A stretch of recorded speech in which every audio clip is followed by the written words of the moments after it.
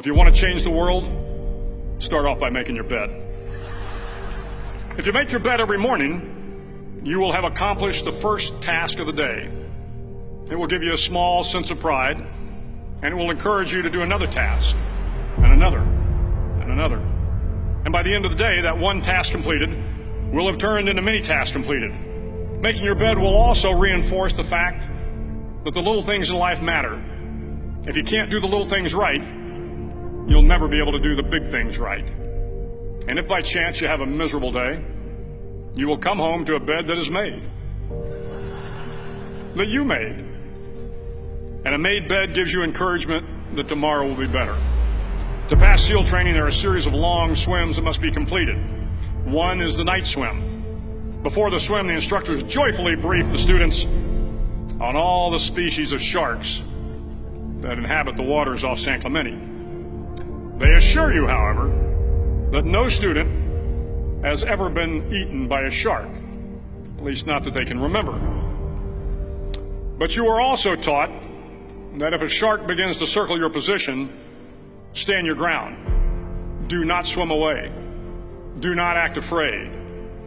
And if the shark, hungry for a midnight snack, darts towards you, then summons up all your strength and punch him in the snout, and he will turn and swim away. There are a lot of sharks in the world. If you hope to complete the swim, you will have to deal with them. So if you want to change the world, don't back down from the sharks. Over a few weeks of difficult training, my SEAL class, which started with 150 men, was down to just 42. There were now 6 boat crews of 7 men each. I was in the boat with the tall guys, but the best boat crew we had was made up of the little guys, the Munchkin crew, we called them. No one was over 5'5". The Munchkin boat crew had 1 American Indian, 1 African American, 1 Polish American, 1 Greek American, 1 Italian American, and 2 tough kids from the Midwest. They out-paddled, outran, and outswam all the other boat crews. The big men in the other boat crews would always make good-natured fun of the tiny little flippers the Munchkins put on their tiny little feet prior to every swim.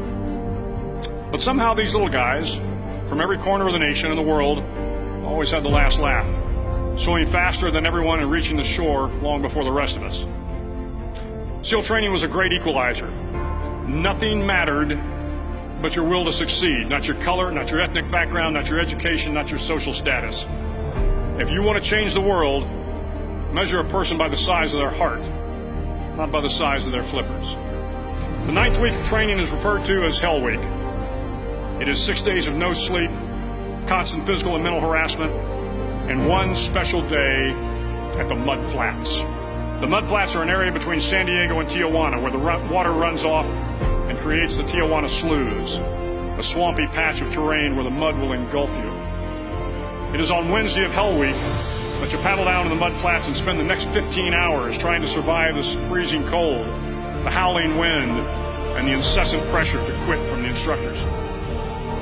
As the sun began to set that Wednesday evening, my training class, having committed some egregious infraction to rules, was ordered into the mud. The mud consumed each man till there was nothing visible but our heads. The instructors told us we could leave the mud if only 5 men would quit.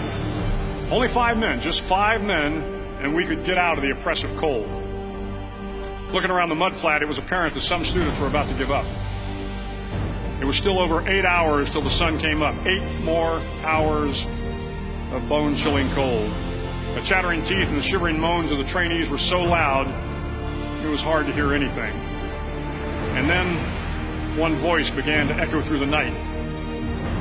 One voice raised in song. The song was terribly out of tune, but sung with great enthusiasm. One voice became 2, and 2 became 3, and before long, everyone in the class was singing. The instructors threatened us with more time in the mud if we kept up the singing, but the singing persisted, and somehow the mud seemed a little warmer, and the wind a little tamer, and the dawn not so far away. If I have learned anything in my time traveling the world, it is the power of hope. The power of one person, a Washington, a Lincoln, King, Mandela, and even a young girl from Pakistan, Malala.